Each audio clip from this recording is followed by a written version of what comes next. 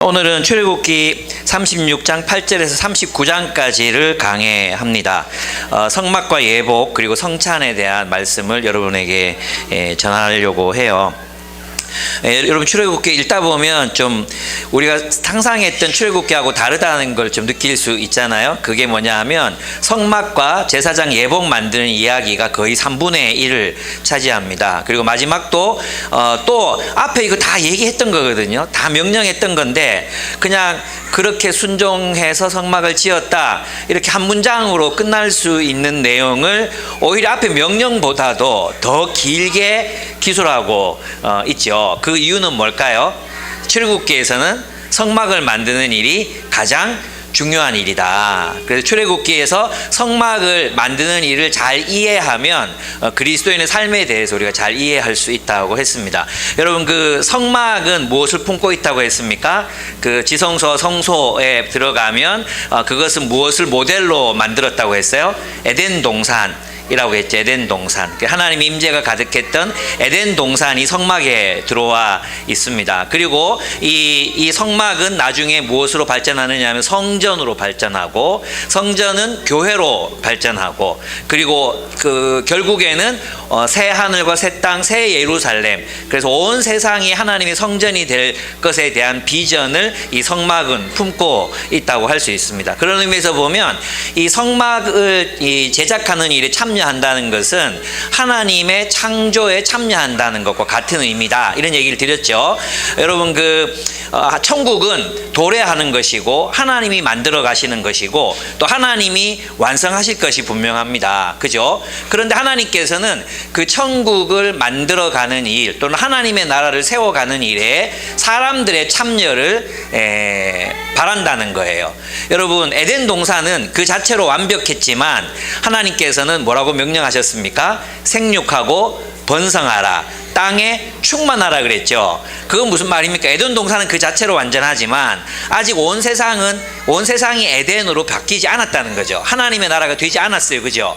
그래서 아담과 하와 최초의 인류에게 주어졌던 그 명령은 하나님의 창조 사역을 계승해서 온 세상을 하나님이 통치하시는 세상으로 만들어라. 정치, 경제, 문화, 사회 그 모든 부분에서 하나님의 나라가 되게 해라. 하나님의 정의와 공의가 넘실거리는 그런 땅을 만들라. 이 명령이 생육하고 번성하라, 땅에 충만하라는 명령이라고 할 수 있습니다. 그러면 이제 출애굽하고 나서 이스라엘 백성들의 소명은 무엇이었어요? 하나님과 함께 동행하는 나라를 세우는 거잖아요. 하나님이 임재하시는 나라, 하나님이 통치하시는 나라를 세워야 되잖아요. 그런데 그들이 뭘 만들었어요? 막 성막 만들라고 하나님 명령하셨는데 그들이 만든 건 황금 송아지였죠. 황금 송아지였어요. 그죠? 그래서 내가 하나님 그때 뭐라고 이제 마음에 생각하십니까? 내가 얘들하고 못 가겠다. 얘들하고 가다가 이게 내가 죽겠다. 이런 마음이 드셨을 거 아니에요? 그래서 니들끼리 가라 이렇게 하시잖아요. 그런데 이제 모세가 막 애원하잖아요. 그죠? 같이 가셔야 됩니다. 같이 가셔야 됩니다. 그리고 나서 이제 그들과 언약을 맺었다 했죠. 그때 하나님의 결단은 무엇이었다는 것이었으면 이들이 완전하지 않아도 이들이 죄를 짓고 또 넘어질 것이 분명합니다. 그 고집센 민족입니다. 모세가 얘기하잖아. 고집센 민족입니다. 그렇지만 하나님이 우리와 함께 가주셔야 합니다. 그래서 그 새 언약을 갱신합니다. 언약을 갱신하고 난 뒤에 하나님 다시 명령하신 게 뭐냐 하면 성막을 지으라는 거였어요. 왜 성막을 지으라고 합니까? 내가 너희와 함께 가겠다는 의사표시인 거예요. 그죠? 그전에 같이 안 가겠다 했잖아요. 그 성막 필요 없어요. 그러면 성막 필요 없어요. 그냥 그들끼리 가면 되는 거예요. 근데 하나님께서 그래 내가 너의 기도를 듣고 너와 함께 가겠다. 너와 함께 동행해서 나의 언약을 이루겠다. 그 표현이 뭐냐 하면 그런 성막을 지어라. 내가 거기 너희와 함께 거주하고 동행하고 함께 걷겠다. 그 표현이 뭐라고 말씀드렸습니까? 바로 성막을 짓는 거다. 그러니까 이 성막을 짓는 이 행위는 에덴 동산에서 생육하고 번성하라는 명령의 연장선에 있는 거죠. 그래서 출애굽한 백성들에게 이 성막을 짓는 일에 참여한다는 것은 곧 하나님 나라를 세우는 일에 동참한다. 참여한다 이런 의미라고 할 수 있습니다. 하나님은 이 일을 이 땅에서 하나님이 통치하시는 공동체 하나님의 나라를 세워가는 이 일을 하나님이 단독으로 하시지 않고 하나님 마치 바울을 동력자로 부르셨듯이 하나님의 백성들을 동력자로 부르셔서 이 땅에 하나님의 나라를 세워가기를 원하셨던 것입니다. 아시겠죠? 그죠? 구원은 하나님의 전적인 어떤 능력, 하나님의 은혜로 이루어지는 것이지만 그 은혜 안에는 우리의 참여가 포함된다는 것을 우리가 잊어버리면 안 된다는 거죠. 그래서 이들은 하나님이 구체적으로 말씀해 주셨지만 어떤 영역에서는 창의적인 또 상상력이 필요한, 그래서 이제 그들은 성막을 짓습니다. 그리고 그것은 나중에 결국 그 성막이 바라보는 비전은 무엇이라고 했습니까? 온 세상, 새 하늘과 새 땅이 하나님의 정의와 공의가 실현되는 하나님의 성전, 하나님이 거하시는 세계가 될 거라는 비전을 이 성막은 품고 있는 거예요. 그래서 이제 이 성막은 그런 의미에서 보면은 어떤 그림 언어라고 얘기할 수 있어요. 그림으로 계시된 건축물로 계시된 이미지로 계시된 하나님의 말씀이다 이렇게 이야기할 수 있습니다. 그래서 우리 성경은 뭐예요? 언어로 기록됐잖아요. 글로 기록됐지만 성막을 보면서 우리가 알 수 있는 건 뭐예요? 하나님의 계시. 하나님이 우리와 언약을 맺으셨고 하나님께서는 우리의 한계에도 불구하고 우리가 죄짓고 우리가 넘어지고 우리가 때때로 이기적으로 행하고 우리는 하나님 나라를 이룰 수 없는 존재들이지만 하나님께서는 이런 이기적인 우리들과 함께 이런 한심에 빠진 우리들과 함께 온 세상에 하나님의 정의와 공의가 다스리시는 나라를 세울 거라는 그 약속을 하나님은 반드시 이루실 거라는 것을 우리와 함께 언약하셨다는 거예요. 언약. 그리고 우리가 그 언약을 받아들여서 그러면 우리도 주님의 백성이 되겠습니다. 그것은 무엇에 대한 헌신이라 그랬어요? 이 땅에 하나님이 원하시는 나라, 하나님의 나라를 세워가는 일에 헌신하겠습니다. 그것이 하나님과 아브라함이 맺었던 언약이었고 우리와 함께 맺으시는 언약의 핵심이라고 할 수 있습니다. 이해가 되십니까? 그러니까 있잖아요. 언약은 단순히 하나님과 언약을 맺고 단순히 우리를 천국에 보내줄게 이렇게 하시는 게 아니라 하나님과 아브라함이 맺은 언약, 나는 너의 하나님이고 너는 내 백성이 되라. 너는 큰 나라가 될 것이고 여호와의 도를 지켜 의와 공도를 행하는 나라가 될 것이다. 아멘. 그 나라 나중에 결국에는 온 세상이 그렇게 될 것이라는 것을 하나님은 기필코 그 약속을 이루어 가실 것이라는 거잖아요. 그죠? 그러면 내가 그럼 당신의 백성이 되겠나이다 이렇게 언약을 맺었을 때는 그게 어떤 뜻이에요? 나는 당신의 백성이 되어 당신의 사명, 당신에게 우리에게 맡기신 그 사명에 따라 살아가는 존재로 살아가겠습니다 라는 것이 거기에 포함되어 있다는 겁니다. 그래서 이제 이 성막과 예복의 의미를 한번 살펴볼 건데요. 병찬 형제 넘겨주세요. 이게 제일 비싼 거 샀거든요. 근데 뭔가가 안 돼. 예. 안 돼요. 예, 그럼 좀 넘겨주세요. 그래서 이제 정리를 해보면 성막과 예복이 가진 의미가 뭐냐 하면 첫째는 성막은 하나님과 맺은 언약의 결과로 나타난 거예요. 그죠? 그건 뭡니까? 내가 너희와 함께 가겠다. 뭐가 될 때까지? 하나님께서 에덴 동산에서 인간들에게 명령하신 그 명령, 그 약속이 다 성취될 때까지 내가 너희와 함께 동행하겠다. 그 표현으로서 성막, 하나님이 거하시는 공간, 하나님이 그들과 함께 하시겠다는 공간으로서의 성막이 그들에게 약속됩니다. 그래서 이 성막을 그냥 단순히 성막으로 보면 안 되고 하나님의 언약의 결과물로 주어진 것이라고 이제 봐야 되죠. 두 번째는 뭐냐 하면 성막은 뭐냐면 하나님이 그들 가운데 거하시며 동행하신다는 의미입니다. 그들과 함께 하나님의 나라가 되어가는 모든 과정을 내가 너희와 함께 하겠다는 것입니다. 그래서 이제 가나안 땅에 들어갔을 때는 그들이 성전을 짓잖아요. 예, 그곳에서도 하나님이 이것은 기도하는 집이 될 것이다. 내가 거기에 온 우주라도 이 땅 모든 것이 내 발등상도 담을 수 없는 그런 공간이지만 내가 거기 머물겠다. 거기 머물면 너희와 함께 하겠다. 기도를 들어주겠다는 게 뭐예요? 내가 너희와 함께 하겠다 이런 의미잖아요. 그러니까 그 성전, 그리고 하나님이 우리와 함께 거하시기 위해서 뭘 입고 오십니까? 육신을 입고 예수께서 오시는 것입니다. 성전으로 오시는 거예요. 성전으로 오셔서 우리를 뭘로 만들어요? 그분의 몸, 그러니까 그분의 성전으로 만들잖아요. 그러니까 성막은 하나님이 우리 가운데 거하시며 동행하시겠다는 그런 의미를 말합니다. 그럼 어떤 동행을 말해요? 모든 동행에는 목적지가 있잖아요. 목적지. 맞아요? 어떤 동행에든 목적지가 있잖아요. 그죠? 그 목적지가 어디라는 거예요? 하나님 나라라는 거. 하나님 나라. 내가 하나님 나라를 이루기까지, 그죠? 온 세상을 하나님의 나라로 세우기까지 내가 너희와 동행하며 너희를 돕고 너희에게 능력을 부어주고 너희가 그렇게 살아갈 수 있도록 힘을 주고 성령을 부어주고 그렇게 해서 결국은 그렇게 살아갈 수 있게 만들 것이다. 예, 그 목적지까지 내가 너희와 동행하겠다. 그러니까 있잖아요, 여러분, 우리는 이 땅에 교회들이 좀 약해지거나 또 연약하거나 때로는 부패하는 것 같거나 또 뭐 광화문에 가서 저렇게 떠들거나 이렇게 해도 될까? 우리 마음속에 교회가 과연 그걸 할 수 있을까? 이런 생각이 들잖아요. 지금 저의 마음도 그래요. 이렇게 연약해 빠진 교회가 뭘 할 수 있을까? 이런 생각이 들거든요.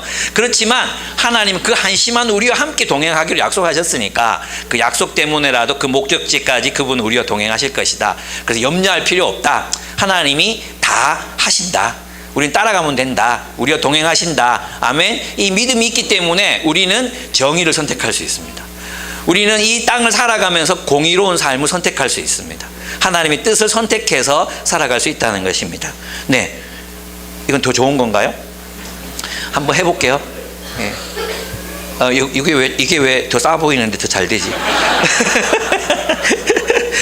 네, 그래서 이제 성막은 그러면 언약에 따른 소명을 계시한다 그랬잖아요. 이 성막이 보여주는 게 뭐였냐 하면, 첫 번째 딱 이제 문을 열고 들어가면 번제단이 있잖아요. 이 번제단은 우리의 죄사함. 아무도 성소와 지성소로 들어갈 수가 없어. 그죠? 그러니까 죄사함을 받아야 돼. 그래서 이 번제단이 있는 거죠. 용서를 위한 번제단이 있어요. 그죠? 그래서 우리는 하나님 나라의 백성들은 누구냐? 하나님 앞에서 용서받은, 그리스도의 보혈로 용서받은 사람들의 공동체다 하는 걸 계시해 주는 거죠. 보여주는 거죠.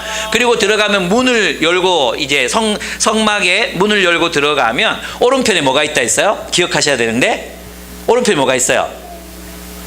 떡상이 있잖아요. 떡상. 6줄 떡상이 있어요. 그죠? 이것은 두 가지 의미가 있다 그랬죠. 하나는 뭐냐 하면 하나님이 우리의 영원한 떡이 되신다, 이런 의미가 있어요. 또 하나는 뭐냐 하면 이것은 헌신을 얘기한다 그랬어요. 이스라엘 백성들이 하나님 앞에 자신을 드려야 돼. 하나님 앞에 그 모든 일상의 삶을 하나님 앞에 드리는 것을 말해요. 그래서 안식일 날 진설하고 그 다음 안식일에 거두거든요. 그러니까 언제 동안 일상 이게 진설돼 있어요? 일주일 내내 진설돼 있잖아요. 그러니까 우리의 일상의 모든 삶이 하나님 앞에 드려져야 된다, 이런 의미가 있어요. 또 하나는 뭐냐 하면 촛대가 있다 그랬죠. 메노라. 이거는 생명나무를 뜻한다 그랬죠. 이 생명나무에는 이제 빛이 비치고 있어요. 촛불에는 빛이 비치고 있습니다. 그죠? 이 빛은 하나님의 말씀을 의미합니다. 또 한편으로는 하나님의 말씀을 비추어야 하는 그의 거룩한 빛에 들어가게 하신 이의 거룩한 덕, 그 덕을 선전하게 하려 함이라. 그래서 그것은 하나님의 빛이기도 하고 동시에 우리가 비춰야 될 빛이기도 하고, 떡도 하나님의 떡이기도 하고 우리가 들어야 할 떡이기도 한 거예요. 그럼 그 다음에 그 앞에 지성소로 들어가 있는 분향단이 있습니다. 그것은 기도를 의미한다 그랬죠. 그래서 하나님의 임재이기도 하고 기도이기도 한. 예, 연기는 뭐예요? 연기. 하나님의 임재잖아요. 하나님의 임재이기도 하고 우리의 기도이기도 한. 이게 정말 이제 그래서 있잖아요. 연합되어 있는 거죠. 완전히 하나님과 하나님의 백성이 하나가 되어 있는 거, 하나가.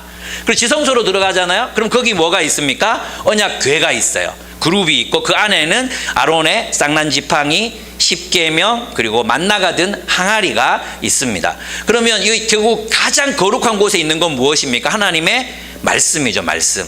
그러면 이 전체 이 성막이, 그리고 성막 주변에는 이 구별되는 흰 천으로 둘러싸인 벽이 있잖아요. 담이 있잖아요. 담. 거룩하게 구별된 공간이다. 그러면 이게 뭐예요? 하나님의 나라 백성들에게 이 성막을 보면서 계속 뭐가 돼? 계시가 되는 거예요. 계시가 리빌레이션. 하나님의 뜻이 계속 밝혀지는 거예요. 이것은 뭐냐 하면 너희의 사명은 하나님 나라 백성으로서 하나님의 어떤 하나님의 덕을 선전할 것인가.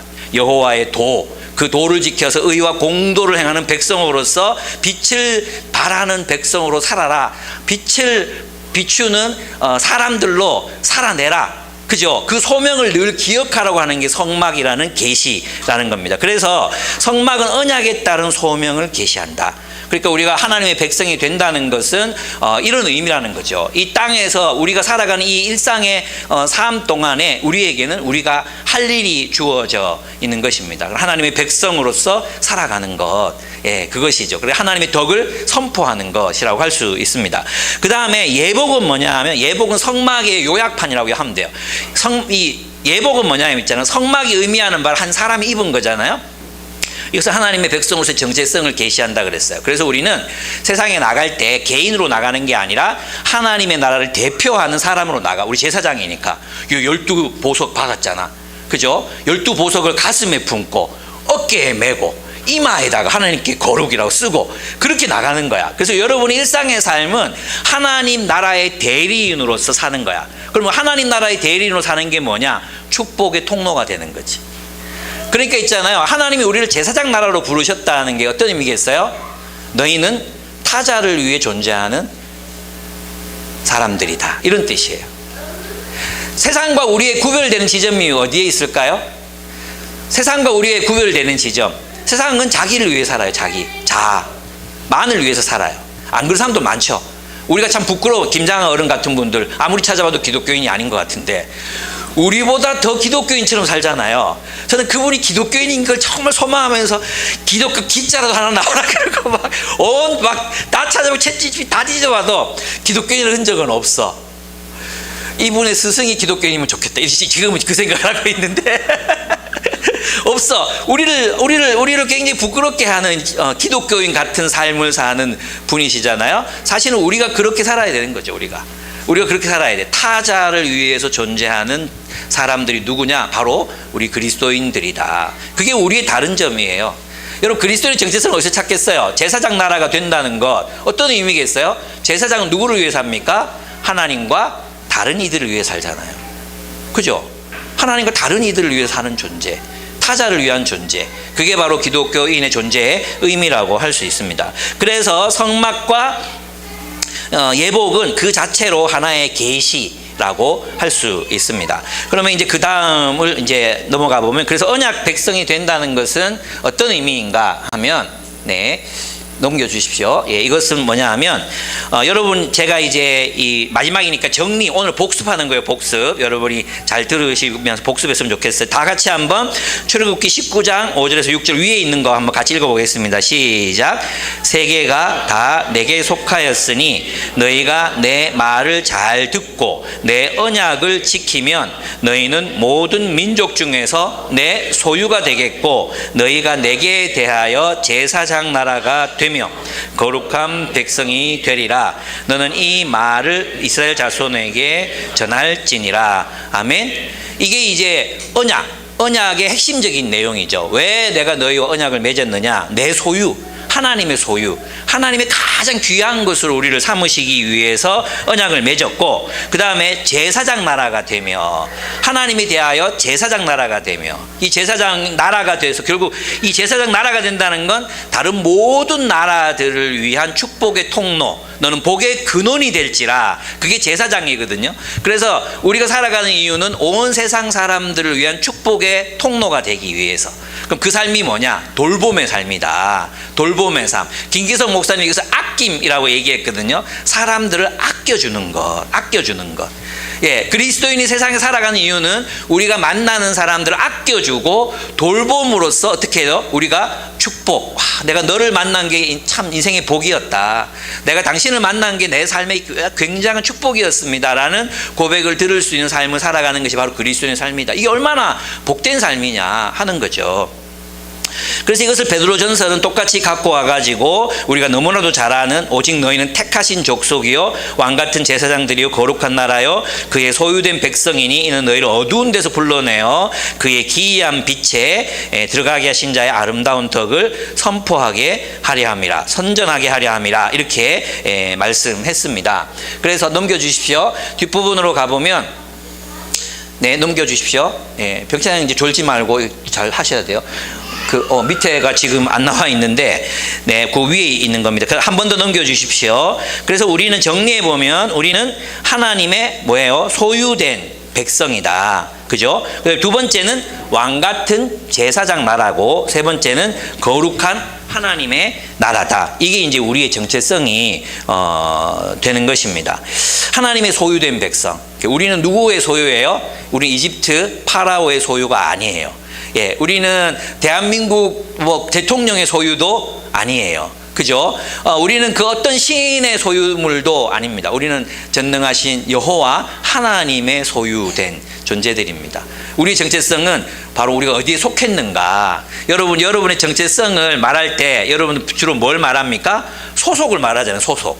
그죠? 소속. 여러분 초등학생들한테 너 누구야? 이렇게 이야기하면 무슨 유런초등학교 1학년 3반 10번 누구예요? 이렇게 말하잖아요.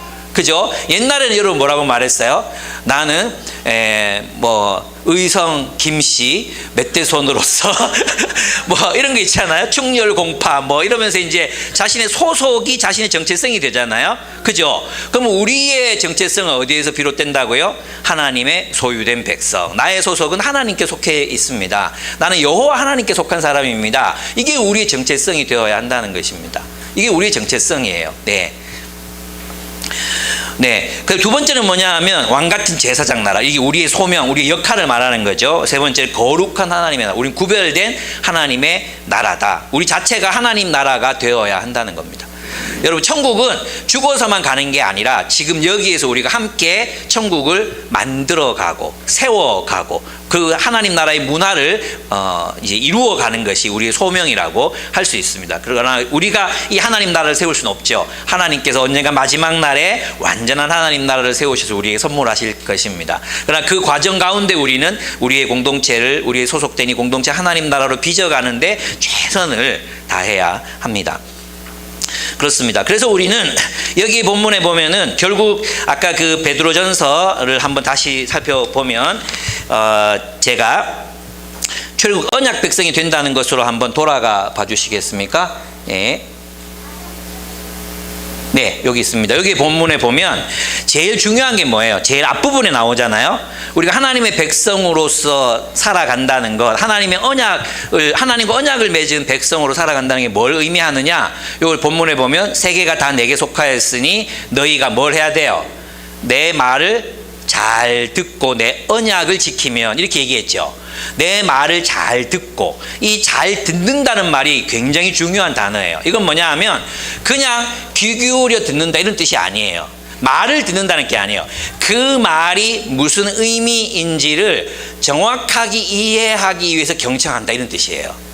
그리고 이해하고 순종한다. 듣고 이해하고 순종한다는 거예요. 여러분 자녀들에게 심부름 시킬 때 있죠. 뭐 가져와 그러면 대충 듣고 아무거나 가져오잖아요. 그죠? 엉뚱한 거 가져와. 이거 말고 어디 있어요? 그거 가져와. 또 대충 듣고 가가지고 가져와. 그러면 이제 분명하게 말했는데도 우리의 자녀들 뭐라고 말합니까? 똑바로 말해줘. 그래요. 지가 제대로 안 들어놓고. 우리 아이들은 특별히 남편들도 이런 짓을 할 때가 정말 많습니다. 그죠? 저 정확하게 시킨 걸 해야 되는데 시킨 건 안 하고 엉뚱한 거 해놓고 했다고 말할 때가 많잖아요. 했어요. 들었어요. 거기 찾아봤어요.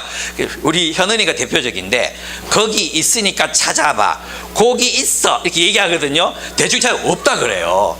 그래서 나중에 한 3번 하다가 안 되면 엄마가 가가지고 여기 있잖아 이 새끼야. 막 이렇게 한단 말이에요. 그러면 여기 있었네 그거가. 그렇게 대충 들으면 안 돼. 근데 나 이제 오늘 한국 교회의 이 문제가 뭐냐고 생각해 봤을 때 뭐가 문제일까? 왜 이렇게 신앙이 다 좋은데도 왜 자꾸 이제 헛짓거리들을 할까? 그런 생각이 정말 많이 들었거든요. 가만히 생각해 보니까 결국 안 듣는 거예요. 우리가 하나님의 말씀을 안 들어.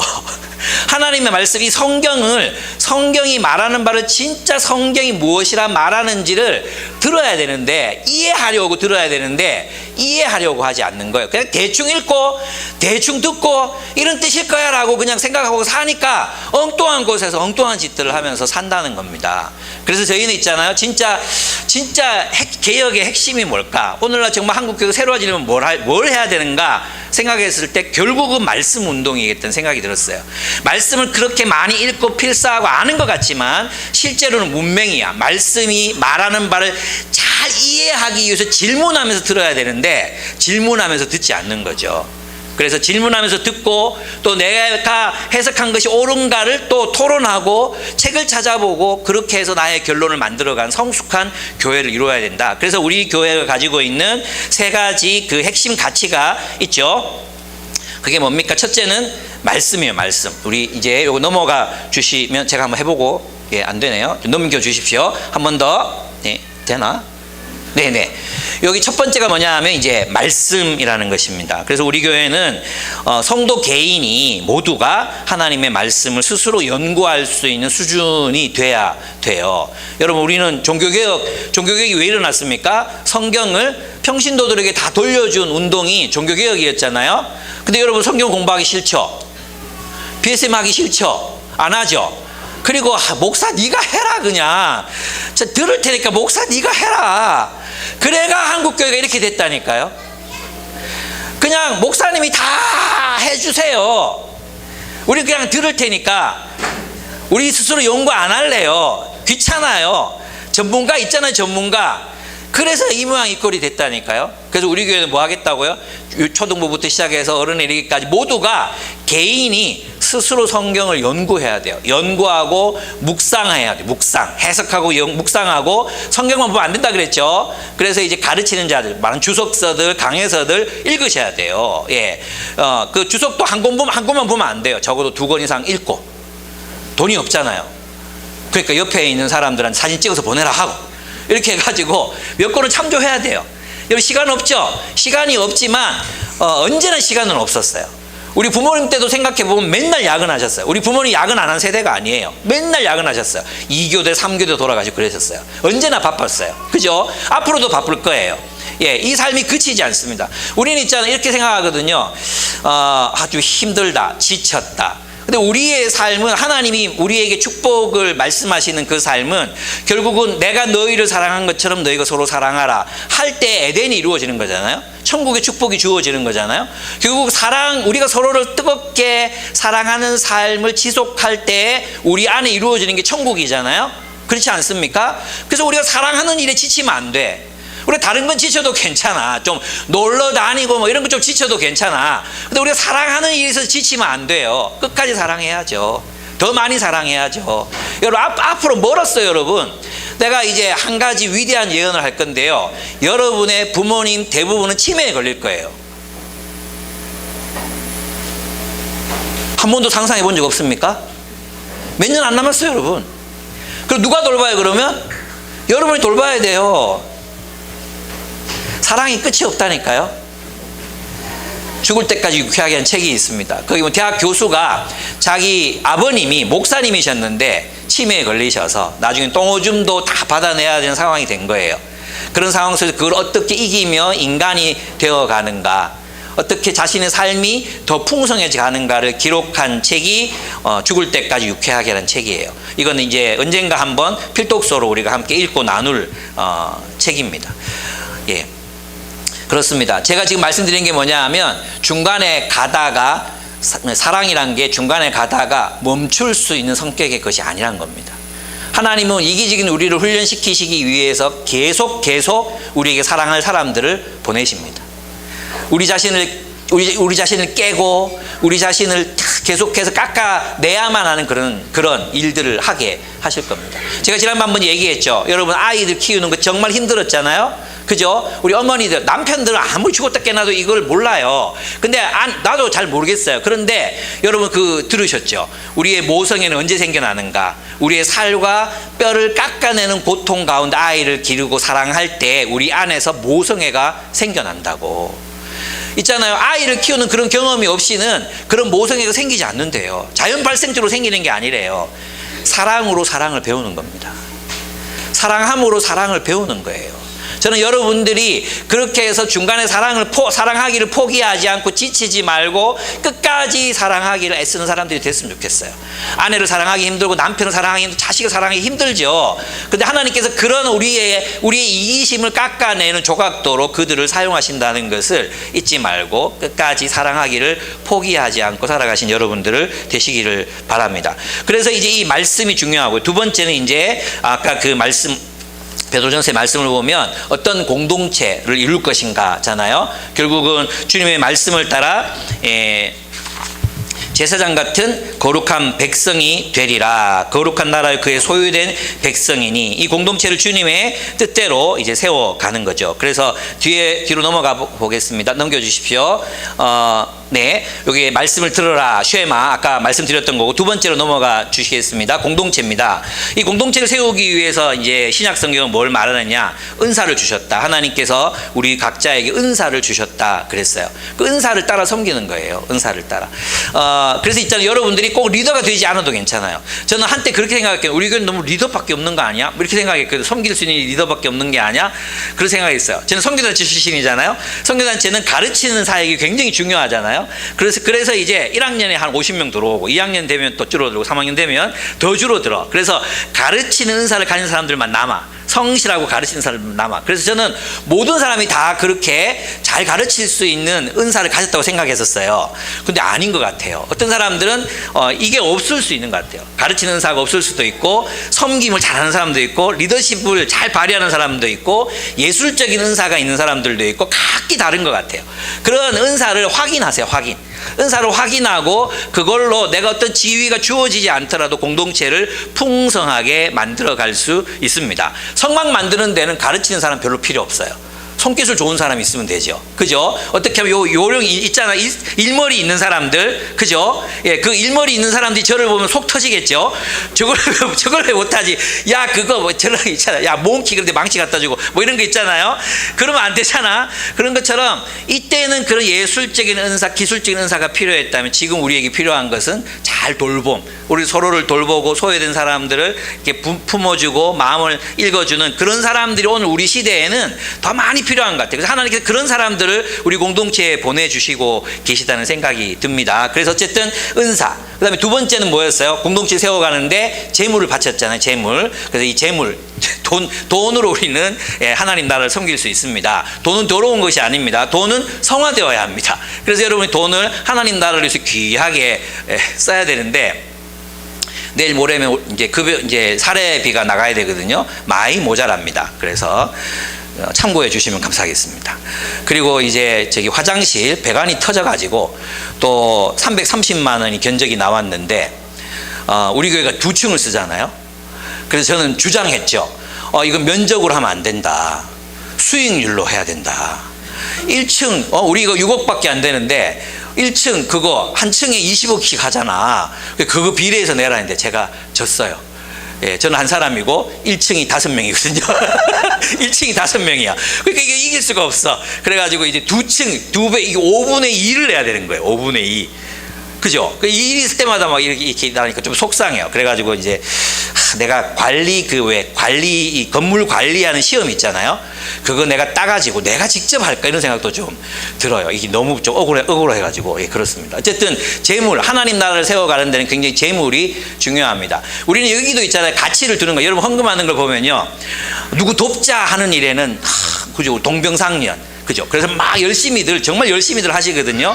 근데 건물 어디 무너졌어요 하면은 뭐 무너지면 어때? 이런 생각하는 것 같아. 건물 어디 부서졌어요 하면 크게 우리 마음에 안 와다. 근데 이게 성막도 마찬가지였잖아요. 그래서 저는 우리의 행위가 지금 마치 헌금하라고 지금 가스라이팅 하고 있는 것 같은데, 맞아요. 예. 하나님의 나라를 세워가는 일에는 이 모든 게 다 포함된다. 에어컨도 있어야 되고 다 있어야 되잖아요. 다 있어야 되는데 그런 것들 우리가 참고했으면 좋겠습니다. 그 다음에 재능입니다. 재능. 이 재능 은사는 뭐냐 하면, 우리 예수 믿는 순간에 하나님이 특별히 부어주시는 재능 같은, 영적인 재능 같은 게 있습니다. 예, 그걸 여러분이 발견하셔야 되고, 재능은 여러분 세상에서 훈련된 것들이 있잖아요. 숫자에 박다라든지, 또는 예능적인 은사가 있다든지, 또는 뭐 섬김의 은사가 있다든지, 일머리가 있다, 여러 가지가 있잖아요. 그런 재능들을 어떻게 하라 그래서 성화시켜야 된다. 그 재능들의 세례를 줘야 된다. 세례. 하나님 나라를 위한 일들로 변화시켜서 하나님을 섬기는 그런 일들로 변화되어 갔으면 좋겠습니다. 그 다음에 뭡니까? 궁극적으로 사랑이 있어야 합니다. 우리 뜨겁게 사랑해야 되는, 사랑의 가장 기본이 뭐예요? 용서거든요. 용서, 용납. 예, 여러분, 참 저는 교회 생활 오래 하면서 그런 걸 느껴요. 용서해야 될 일이 정말로 발생했을 때 사람들이 정말로 용서를 못하는구나, 이런 생각이 들었어요. 예, 진짜 용서해야 될 일이 생겼을 때 사람들이 용서를 못해요.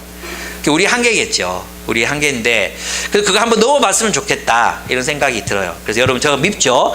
저를 한번 용서해 보시고 또 옆에 있는 여러분들 또 서로 용납하시고 이 용납과 용서. 그래서 이 하나님 나라로 들어가는 문 제일 앞에 뭐가 있습니까? 번제단이죠. 번제단. 용서가 있단 말이에요. 용서 화목제 그게 있잖아요. 그러니까 이거 이제 해야 되겠죠. 네. 용서할 일이 생기기 전에 용서는 쉽습니다. 저도 그랬어요. 예. 용서할 일이 생기기 전에는 용서 정말 쉬워요. 그죠? 진짜 용서할 일이 생기면 와 이건 정말 장난이 아닌 거예요. 예. 장난이 아니죠. 예. 그렇습니다. 넘어가겠습니다. 그래서 이제 그 다음입니다. 우리 교회 핵심 가치 3개인데 첫째는 말씀이고요. 두 번째는 공동체를 세우는 거고요. 세 번째는 선교에 참여하는 것입니다. 그래서 제가 선교에 대한 얘기들을 많이 하기는 했던 것 같은데 한번 복습하는 의미에서 또 우리 교회를 처음 오신 분들이 우리는 이렇게 한다 이거 좀 아셨으면 좋겠습니다. 그래서 첫 번째가 뭐냐 하면 선교란 무엇인가. 우리가 이제 성전의 관점에서 생각해 보면 그죠? 에덴 동산 그죠? 성막 그 다음에 성전, 그리스도의 몸이라고 했죠. 그러면 그리스도의 몸을 세우는 게 아까 공동체였다면 우리가 그리스도의 몸으로서 사역을 해야 되잖아. 그건 뭐냐 하면 그리스도의 사역을 계승한다는 의미예요. 예수님께서 이 땅에 계시면서 이 땅에서 그 몸으로 행하셨던 일들을 이제는 교회가 그 사역을 계승해서 하는 거예요. 그걸 선교라고 하는 거죠. 이해되시죠? 그럼 예수님 뭐 하셨는가? 첫째, 하나님 나라의 도래를 선포하셨습니다. 예수님과 함께 예수님의 죽으심과 부활과 더불어 하나님 나라가 왔다. 천국이 가까이 왔다. 이 천국 복음을 전파하여야 하겠다 말씀하셨죠. 그래서 하나님의 나라가 예수 그리스도와 함께 도래했음을 선포하는 겁니다. 이게 뭡니까? 복음을 전하는 겁니다. 복음. 예수님이 메시아로서 오셨다. 우리가 그분을 따를 때 진정한 행복과 영원한 삶을 누릴 수 있다는 것을 사람들에게 가르쳐야 합니다. 하나님 나라의 도래를 선포하는 것. 이것은 뭘로 선포해요? 말, 삶으로 선포하는 거죠. 그래서 여러분의 모든 삶은 하나님 나라의 증인으로서의 삶이다. 그래서 여러분이 세상에 살아갈 때는 하나님의 통치를 증언하는 겁니다. 하나님의 통치를 증언하는, 나는 하나님의 통치를 따라 살아가는 사람입니다 라고 여러분의 직장에서, 여러분의 가정에서, 여러분의 모든 곳에서 나는 하나님 나라의 증인으로 살아갑니다. 그래서 하나님의 통치를 받는 사람이에요. 나는 사람에게 충성하지 않고 하나님께 충성하는 사람이에요. 예, 사람에게 충성 안 하고 이제 마누라한테 충성하면 그 이상한 일이 일어나는 거예요. 그러니까 우리가 누구에게 충성해야 돼요? 하나님께 충성해야 돼요. 아시겠죠? 예. 웃길 때는 웃어도 되는데 왜 이렇게 긴장들을 하시는지 모르겠습니다. 그래서 우리의 삶은 하나님 나라의 도래를 선포한다. 두 번째는 뭡니까? 예수께서 뭐 하셨습니까? 내게로 와라 그랬잖아요. 그죠? 나를 따르라고 말씀하셨죠. 그래서 같이 예수께서 우리 살아가신 삶을 함께 따라가자 얘기하는 거죠. 초대하는 거, 초대. 그래서 우리가 보여줘야 되는 거죠. 저는 그래서 있잖아요. 예수를 따르는 삶을 잘 보여줄 수 있는, 우리가 정말 쉽게 할 수 있는, 바울 산지도 우리가 뭐 할까 막 열심히 고민했거든요. 고민하다가 결국 내린 결론이 뭐였냐 하면 멘토링 하자 이거였어요. 우리가 정말 이 땅에서 가장 소외되어 있고 자기가 할 말을 할 수 없고 그리고 이제 우리가 잘 도울 수 있는 사람들 생각했을 때 저는 청소년들인 것 같아요. 그래서 좀 많거든요. 진짜 다문화 가정의 청소년들 도울 수 있잖아요. 만나서 밥 사주면 됩니다. 뭐 딴 거 할 거 없어요. 일주일에 한 달에 한 번 아니면 2번 정도 만나가지고 그냥 밥 사주는 거예요. 예, 예. 그리고 만나서 놀아주는 거죠. 예. 또 많습니다. 다문화뿐만 아니라 그런 아이들이 진짜 많아요. 최근에 우리가 시설에 연결되어 있는 친구들하고도 지금 연결되고 있거든요. 그래서 지금은 바울산지가 적극적으로 그 아이들 매칭해 가고 있습니다. 우리 교회는 이성 간사님 설교하셨지만 좋은 게 뭐냐 하면 우리는 모두가 같이 하거든요. 양부모 가정, 건강한 가정 할 것 없이 다 같이 하기 때문에 아이들이 와서 이런 뭐라 그러죠? 그걸 지적당하는 느낌, 이걸 뭐라 그러죠? 낙인감. 그 낙인감을 전혀 느끼지 않아요. 그냥 좋은 모임 와서 같이 놀다 가는 거 이렇게 생각하거든요. 저희 교회가 가지고 있는 전략이 굉장히 좋은 전략이에요. 처음에는 러빙엔즈도 이제 조성 가정이나 결손 가정만 이제 멘토링을 했단 말이에요. 근데 이제 우리는 그렇게 하지 않거든요. 다 같이 모여서 건강한 아이들, 아닌 아이들 다 모여가지고 같이 가는 거죠. 김병관 간사님께서 최경호라는 아이를 멘토링 했단 말이에요. 몇 년 동안 하셨어요. 우리 키 190 넘는 애 있었죠. 점프 안 하는데도 공이 이렇게 서 있어도 패스되는. 그래서 우리 농구하자 우리. 우리 농구대회 합시다. 농구대회. 우리 경호 한 명 있으면 됩니다. 그냥 거기 넣어주면 그냥 덩크가 돼. 서서 덩크가 돼. 예. 그런 친구가 있는데, 이 친구가 정말 기독교가 뭔지도 모르고 아무것도 몰랐는데 교회 오고 있잖아요 지금. 예. 지금은 이래요. 지금은 설교 시간에 안 들어요. 지금은 밥 먹고 속으로 해요. 밥 먹고 속으로 해요. 예. 근데 저는 알죠. 예. 이렇게 살았던 사람 한 명 알고 있어요. 신의식 그렇게 살았거든요. 7년을 그렇게 살았거든요. 그러다가 들어왔잖아요.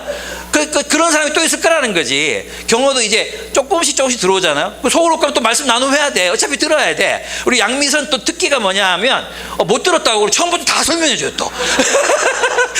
그래서 애들끼리 자기들끼리 야 네가 말 안 하면 쌤이 말한단 말이야. 빨리 말해봐. 이런 분위기야. 그래가지고 또 들어야 돼. 그래서 이제 하나 듣다가 보면 공동체로 들어오겠죠. 지금 공동체로 들어와 있어. 우리가 그렇게 우리를 바라보는 아이들에게 계속해서 우리의 삶을 보여주면 그게 우리의 복음 증거라고 생각해요. 할 게 없으면 그냥 돌보는 거예요. 그냥 계속 돌보는 거예요. 예. 그것이 복음이 전파되는 통로다. 여러분 이 돌봄 사역에 대한 얘기를 이제 그 포항제일교회에서 열심히 하고 있거든요. 하고 나니까 그 교회에도 전도 폭발 훈련 이런 거 굉장히 열심히 하는 교회였어요. 그 돌봄에 대한 얘기를 다 듣고 나서 거기 있는 권사님, 장로님, 베테랑, 전도의 베테랑들이 다 뭐라고 말하냐 하면 목사님 이게 전도네요. 이렇게 얘기해요. 우리가 그동안 했던 거예요. 이렇게 얘기하시는 거예요. 그래서 여러분 전도를 어렵게 생각하지 말고 그냥 가서 돌보는 거예요. 그러니까 돌보는 거예요. 그러다가 나한테 왜 이렇게 잘해줘요 그러잖아요. 그러면 처음부터 대답해 주지 마. 몰라도 돼 임마. 그럼 얼마나 궁금하겠어요 그게. 자꾸 묻지 마 시끄러워 막 이러면 얼마나 궁금하겠어요. 그러면 이제 진짜 또 물어보면 나 귀찮아 죽겠는데 네 진짜 물어보니까 내가 얘기해 줄게. 그때 설명해 주는 거야. 교회 가자 이러면 그럼 그때 데리고 오는 거지. 그럼 처음부터 교회 가야 된다. 교회 가야 돼. 이러면 아무도 안 와. 그렇게 안 해도 돼. 돌봐. 그냥 옆에 있는 사람 돌봐라. 얼마나 쉽습니까? 한 달에 2번 만나서 돌보면 돼. 뭐 그렇게 시간 내는 거 어렵죠. 그래서 여러분 보면 주일날 마치고 만나든지 주말에 리더 모임 오기 전에 만나든지 이렇게 해서 만나시더라고요. 그렇게 밥 먹고 하는 겁니다. 휴가 때 끼워서 데리고 가고 그렇게 하는 겁니다. 우리는 뭐라고요? 기독교인은 어디에서 달라야 되는가? 그리스도인은 타자를 위해 산다. 그렇다고 자기를 돌보지 않는다는 뜻이 아닙니다. 자기를 돌봐야죠. 리더하다가 지칠 수 있잖아요. 그래서 저는 이런 생각이 들었어요. 제가 그 박대용 목사님 교회 광주 소명교회를 갔어요. 가서 이제 설교하고 나오는데 목사님이 우리 교회 어떻게 하냐고 물어보시더라고. 그래서 우리 교회 하는 거 얘기해드리고 그 교회 어떻게 하냐고 물어보니까 이렇게 얘기하더라고요. 7년마다 안식년을 둔대요. 그래가지고 7년마다 1년을 쉬는데 모든 소그룹 멤버들이 다 1년씩 다 소그룹을 해야 된대. 7년 또 돌아가면서. 예. 좋은 것 같지 않습니까? 좋죠. 왜 다수는 반대하는 것 같고 소수가 좋아하는 느낌이 드는 이유가 뭔지는 모르겠지만 어쨌든 모든 사람들이 이렇게 섬겨보니까 성장하고 자라더라는 거예요. 저는 우리 요셉 산지, 요수아 산지는 충분히 할 수 있을 것 같아요. 그래서 뭐 1년만 참으면 되잖아. 뭐 좀 싫은 리더가 생겼으면 좀 1년만 지나면 돼. 그러면 참으면 되니까 그것도 좋은 방법이겠다는 생각은 듭니다. 그리고 세 번째, 새로운 공동체. 12제자 뽑아 새로운 공동체를 세웠잖아요. 그죠? 나를 따르라. 그리고 예수님을 따르는 공동체를 세우는 게 선교입니다. 그래서 교회의 선교는 교회를 세우는 것으로 세우는 것이 목표가 되어야 합니다. 한때 교회가 선교하지 않는 거다 이렇게 얘기해가지고 그럼 주체가 없어지잖아요. 그래서 모든 사람이 모든 곳으로 하니 교회가 없어졌어. 각 개인이 다 흩어진 거야. 그러면 결국 그 개인이 가서 해야 될 일이 뭐냐? 결국 교회 공동체를 세우는 겁니다. 이것이 없이는 제가 얘기했죠. 90년 원심력이 생기려면 구심력이 강해야 된다고. 그죠? 멀리 내가 가지고 있는 추를 돌리려면 그 당기는 힘이 커야 되거든요. 그것은 공동체의 힘이다. 우리가 뜨겁게 서로를 사랑해야 돼.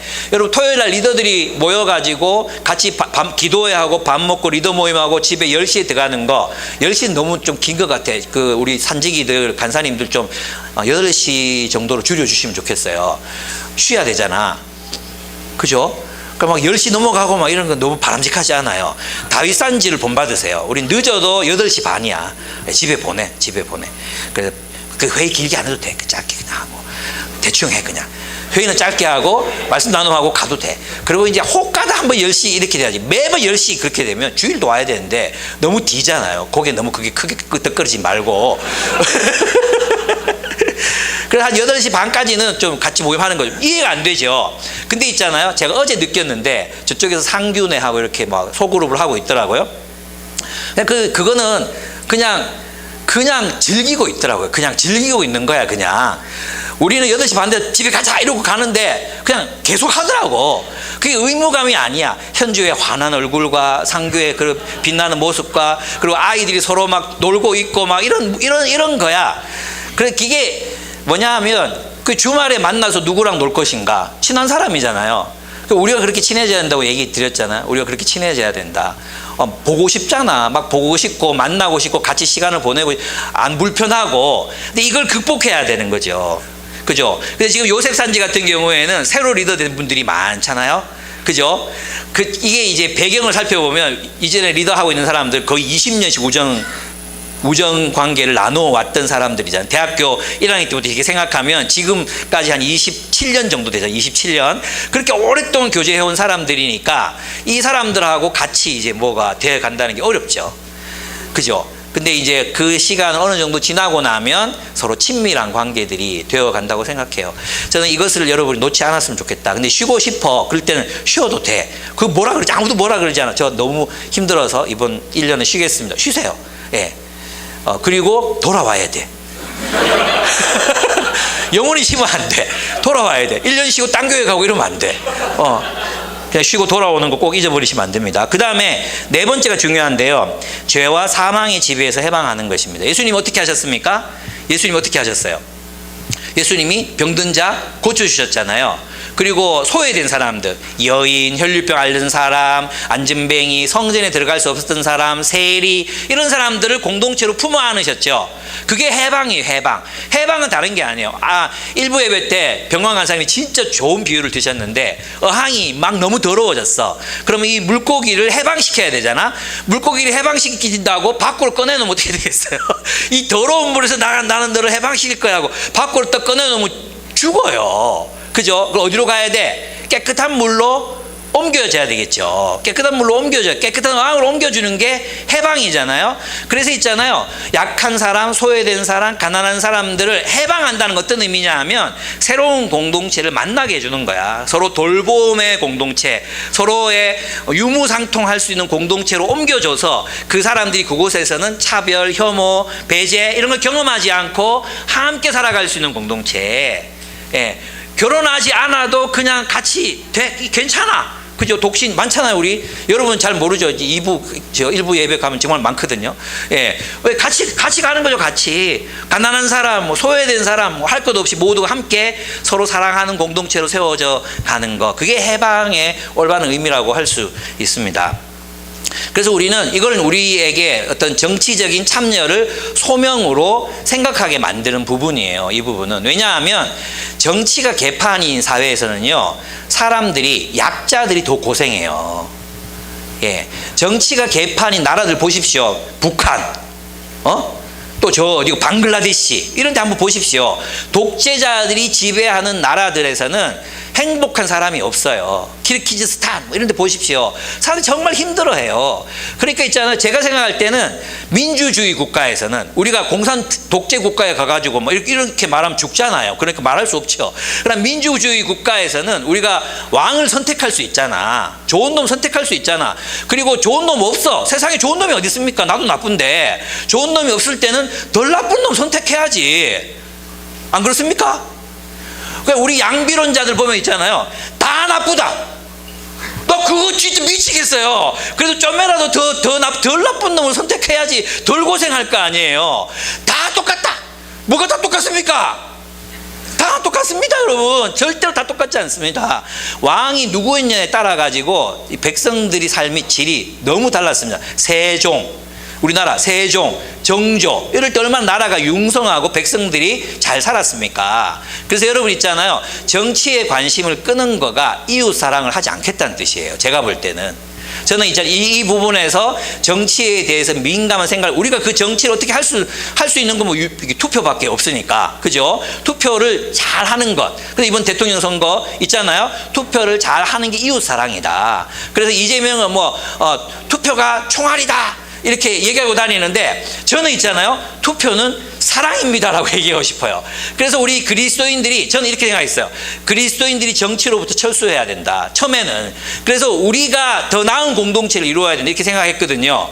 그런데 우리가 더 나은 공동체를 이루어도 세상에 나가서 자꾸 헛짓거리를 하더라도 신앙이 그렇게 좋은 사람들, 하루 7시간씩 기도하는 사람들, 그냥 성경을 백독한 사람들이 세상에 나가서는 이상한 짓을 하더라니까요. 왜 그렇겠습니까? 결국 이 목사들이 이 말씀을 잘 듣고 진짜 쉐마 이스라엘 하나님의 말씀을 잘 듣고 이해하고 세상을 바라볼 수 있는 세계관을 목사들이 길러주지 못했구나.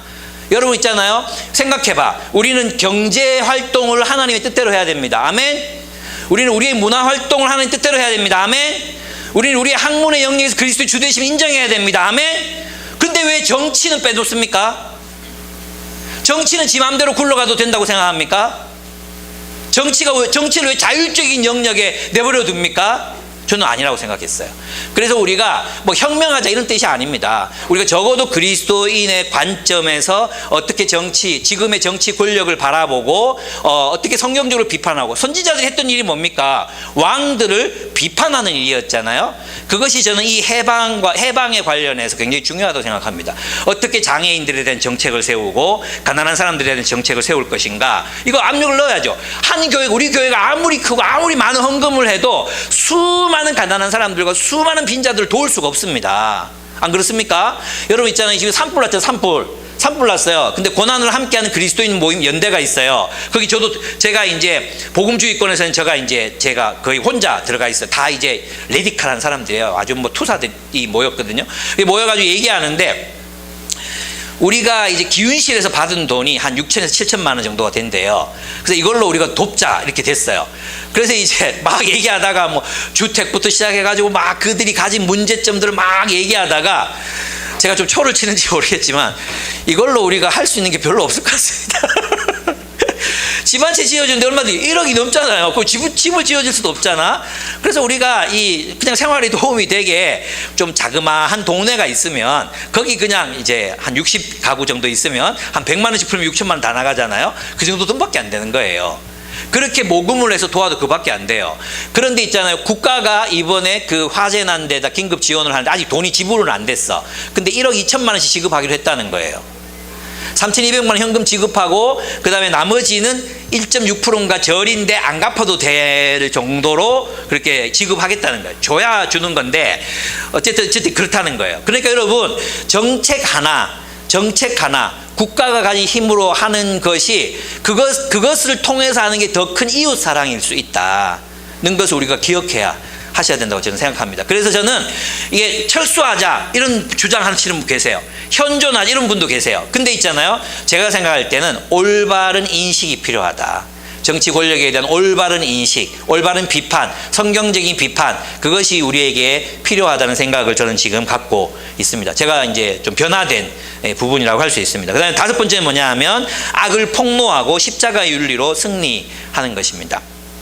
제가 이제 김기현 목사님하고 이제 같이 얘기를 나누면서 이걸 배웠습니다. 뭐냐 하면, 악은 선의 공격 혹은 선이 악을 공격하고 무너뜨려서 악이 무너지는 게 아니래요. 악은 어떻게 무너지는지 아십니까? 악은 악끼리 싸워서 무너진대요. 우리가 지금 보고 있잖아요. 우리가 지금 매일 TV를 통해서 매일 보고 있잖아요. 매일 무너져요. 매일. 정말 막 신나기도 하고 웃기기도 하고, 와, 세상에 이런 코미디가 없다는 생각이 들지 않습니까? 어떻게 지들끼리 저렇게 무너지지? 지금 뭐 누가 뭐라 그러지도 않았는데 그냥 무너졌잖아요. 이 재기가 힘들어요 이제. 그죠?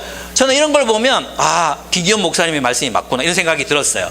악은 악끼리 무너진다. 그리고 뭐 김영삼 대통령 얘기도 나오더라고요. 우리가 막 싸워서 저들이 무너지는 게 아니라 지들이 가다가 그냥 픽 쓰러진, 지들끼리 싸우다가 무너져. 그때 우리가 뭐 이게 하는 거야. 그 말이 맞는 것 같아요. 결국 있잖아요. 제가 이제 그 얘기를 드리면, 그 1세기 기독교가 결국 로마를 변화시키지 않습니까? 그 로마를 변화시킨 이야기가, 이것도 우리 필독서 해야 됩니다. 피터 브라운의 마침내 그들이 로마를 바꾸어 갈 때라는 책이 있습니다. 마침내 그들이 로마를 바꾸어 갈 때 이랬는데, 우리는 로마가 기독교를 국교로 선포한 데가 4세기란 말이에요. 4세기 이후에 중세가 암흑시대였다고 얘기하잖아요. 근데 이 고대 연구사에서 가장 권위 있는 학자가 피터 브라운이에요. 이 피터 브라운이 뭐라고 이야기하느냐 하면, 그렇지 않다. 오히려 4세기부터 로마의 문화는 기독교 때문에 새로운 시대로 접어들었다고 이야기합니다. 그전에는 다신교예요. 음란한 다신교 문화. 그 다음에 여성들에 대한 억압과 착취가 너무나도 난무했던 문화. 여아들이 태어나면 죽였어요. 그냥 산에 갖다 버리는 거 죄책감도 느끼지 않고 그냥 갖다 버렸어요. 진짜 아내를 사랑하는 남편이 아내를 위해서 편지를 썼는데, 이번에 낳은 딸은 산에 버리도록 하시오, 이렇게 써요. 그렇게까지 그랬던 도시, 그런 문명이었거든요. 다신교 문화에 음란하고, 그 다음에 생명을 존중하지 않는, 얼마나 전쟁을 많이 했습니까? 생명을 존중하는 문화가 아니었거든요. 근데 기독교가 거기에 들어가고 나서 어떤 일들이 생기느냐 하면, 대표적인 게 뭐냐 하면 성자들을 존중하는 문화가 생겨요. 그러니까 있잖아요, 이게 뭐냐 하면 그 어떤 성자가 있잖아요. 성자, 교황이나 아니면 신부나 뭐 이런 성직자들이 이 치유 능력도 많다 이 성자가 있잖아요. 그러면 그 마을의 중심이 그 성자가 되는 거예요. 성자가.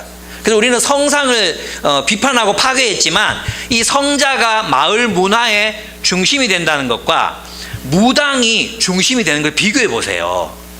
무당이 중심이 되는 문명이 있었잖아요. 우리나라도 그런 때가 많았어요. 근데 성자가 중심이 되니까 어떻게 되냐 하면, 이 성자가 권위를 가지는 거예요. 성자를 본받고 싶어 하는 거예요. 그래서 있잖아요, 그 지역 문화에 성자들의 삶이 본보기가 돼. 그래서 절제하고 금욕하고 가난한 사람들이 삶을 나누는 거야. 그게 모범이 되는 거야. 그래서 중세 문명이 다신교적 탐욕을 추구하던 문화에서 이제 금욕적이고, 그리고 하나님을 정말 사랑하는 사람들이 그 공동체 문화의 중심에 서서 로마 문화가 점진적으로 변화되어 갑니다. 물론 그렇게 변화되어 가면서 변질도 됩니다. 그래서 또 다시 하나의 수도원 운동을 일으키셔서 또 새롭게 그들을 세워 가십니다. 그래서 성자들이 문화의 중심이 되고, 금욕과 절제, 그리고 약자들에 대한 관심과 보호가 일어납니다. 여성들의 권위가 보호받습니다. 그리고 더 이상 낙태라든지 여아들이라고 이게 아니에요. 그리스도인들은 버려진 아이들, 버려진 여아들을 찾아다가 양녀로 삼아서 키웁니다. 네. 그리고 그 금욕적으로 살았던 그리스도인들의 삶이 굉장히 모범적으로 제시되면서 로마가 변화되어 갔다는 이야기입니다. 저는 있잖아요, 우리가 충분히 그렇게 살 수 있다. 결국은 무엇이 세상을 바꾸느냐 했을 때, 우리가 세상의 구조나 세상의 구조, 이 정치적으로 바꿔야 되죠. 그래서 세상을 막 비난할 때 세상이 바뀌는 게 아니라, 우리가 새로운 삶을 살아갈 때, 우리가 정말 하나님의 말씀을 따라 그 말씀에 순종하는 공동체를 이루고 주님이 명령하신 대로 삶을 살아갈 때, 그 선이 악을 압도하게 된다는 것입니다. 그래서 있잖아요, 우리가 지금 존경하는 김장하 어른이나 많잖아요. 이런 분도 사실 알고 보면, 이제 톰 라이트가 얘기하는 것이지만, 알고 보면 기독교 문명에 영향을 받은 거라는 거예요. 그런 삶들이 가난한 자와 약자를 돌봐야 된다. 여성들도, 이 모든 그 세계관의 배후에는 기독교 문명 없이는 이것을 설명할 수 없다는 것입니다. 뭐 민주제도 뭐 할 것 없이 우리가 지금 누리고 있는 대부분의 서구적 가치관, 이것은 기독교로부터, 복음으로부터 온 것이라는 겁니다. 근데 그들은 그럼 어떻게 세상을 바꾸었는가? 그렇게 살아낸 사람들에 의해서, 성자 같은 사람들을 통해서 그들의 삶이 바뀐 것입니다. 그래서 저는 있잖아요, 그런 의미에서 보면 우리의 삶이 로고스 아트피아, 이게 로고스 아트피아가 뭔지 아십니까? 로고스 아트피아가 뭐냐 하면, 오이석 교수님 아시죠? 우리 리더십관 때 오셨던, 오이석 교수님이 이제 그 자신의 예술 활동을 로고스 아트피아라고 이름을 붙였어요. 말씀을 체현하는 미학이라는 뜻이에요. 말씀을 체현하는 미학. 우리 성막이 뭐예요? 말씀을 체현하는 미학이잖아요. 그 눈으로 보여지는 말씀이었잖아요. 그래서 오이석 교수님은 그 조각품을 통해 말씀을 보여주고 싶은 거예요. 그래서 이제 보면 경건해요. 저도 하나 달라 그럴까? 십자가도 있고 기도하는 것도 있고 많거든요. 예, 그래요. 지금 환경 미술 하시잖아요. 예, 그렇습니다. 뭐 돈이 있으면 사드리고 싶은데 돈이 없으니까 어쨌든 뭐 그렇습니다. 이거 중요한 게 아니에요. 이 말을 빨리 지우고 그러면 우리의 삶은 어떻게 되는가? 로고스 라이프. 로고스 일상 영어로 뭐예요? 일상 영어로 뭐예요? 데일리 라이프. 그 어려운 게 아니네. 로고스 데일리 라이프. 예, 로고스 말씀 중심의 학교, 말씀 중심의 직장 생활, 말씀 중심의 가정 생활, 로고스 패밀리아. 로고스 파밀리아. 이게 좋다, 그지? 이런 식으로 우리의 삶이 말씀을 체현하는 삶이 되어야 한다는 거예요. 그럴 때 우리의 삶이 뭐가 되겠어요? 말씀으로 체현된 예술이 되는 거죠. 말씀으로 체현된 예술. 그런 삶을 살아간 여러분의 삶이 된다면, 그래서 내가 저 사람을 만나게 된 것이 내 인생의 축복입니다라는 고백을 듣게 된다면 저는 우리가 잘 살았다 이렇게 얘기할 수 있다고 생각합니다. 그 삶은 결국은 우리가 새 언약에 따라서 살아가는 삶이다라는 것을 여러분과 함께 나누고 싶었습니다. 예, 성찬이 무엇인가? 이제 오늘 같이 성찬식 할 건데요. 우리 집례하시는 분 앞으로 나와 주시기 바랍니다. 성찬이 뭡니까? 예수님과 맺은 새 언약을 기념하는 겁니다. 아시겠습니까? 그럼 예수님과 맺은 새 언약이 뭐겠어요? 사랑의 나라를 세워라. 이거 아니에요? 그죠? 내가 너희를 용서하니 너희도 서로를 용서하고, 내가 너희를 사랑하니 내가 너희를 사랑한 것처럼 서로 사랑하라. 그 사랑의 나라를 세워가라. 언제까지? 주님 다시 오실 때까지. 주님 다시 오실 때까지 영원한 사랑의 나라를 세워가라. 이것이 우리가 주님 성찬을 하는 이유예요. 그게 뭡니까? 우리가 누구인가를 계속 알리는 거죠. 누구인가를 기억하고, 우리가 누구인가를 기억하고, 또 우리가 무엇을 위해서 부르심 받았는가, 무엇을 위해서 주님과 언약을 맺었는가, 주님과 맺은 언약을 통해 우리가 누가 되었는가, 무엇을 하는 존재가 되었는가, 그것을 확인하고 기억하고 다짐하는 것이 바로 성찬 예식입니다. 우리는 한때 이 성찬 예식을 우리의 죄책감을 자극하는 시간들, 그래서 우리가 지은 죄를, 그 사면이 필요합니다. 필요 없는 게 아닙니다. 사면이 필요해요. 그런데 있잖아요, 우리는 우리의 죄를 용서받는 시간으로만 생각해 왔어요. 근데 그렇지 않아요. 성찬 예식, 이 잔, 이것은 너희를 위하여 흘리는 피니 이것은 곧 새 언약을 위한 것이라고 말씀하셨어. 새 언약. 우리는 이 성찬 예식에 참여함으로 새 언약을 날마다 갱신합니다. 그 새 언약이 뭡니까? 하나님 우리가 맺으신 언약이 뭡니까? 내가 이 땅을, 이 부패한 땅, 이 깨어진 땅을 하나님의 나라로 바꾸겠다. 하나님의 정의와 사랑과 평화의 나라로, 세계로 나는 바꾸어갈 것이다. 너희는 내 백성이 되겠느냐? 나와 함께 그 일에 참여하겠느냐? 이것이 주님께서 우리에게 맡기신 소명이고, 우리가 이 포도주와 이 주님께서 우리를 위해서 찢기신 이 살을 우리가 볼 때마다, 찢어진 이것을 볼 때마다 내 주님, 내가 주님의 십자가의 도리로, 십자가의 도를 따라 이 세상에서 당신의 증인이 되는 삶, 그 새 언약을 이루어 드리는 삶, 이 땅에 하나님의 통치가 실현되는 사랑의 삶, 그 삶을 살기로 결단합니다. 사랑을 포기하지 않겠습니다. 지치지 않겠습니다. 하나님 저를 세워 주십시오. 저에게 성령을 통해 새 힘을 부어 주십시오. 내가 그렇게 주님의 부르심 받은 자로 살아가겠습니다는 결단을 하는 시간이, 저게 뭐라고 목숨 걸고 그때 우리가 다윗산지는 초등학생도 있는데 그걸 막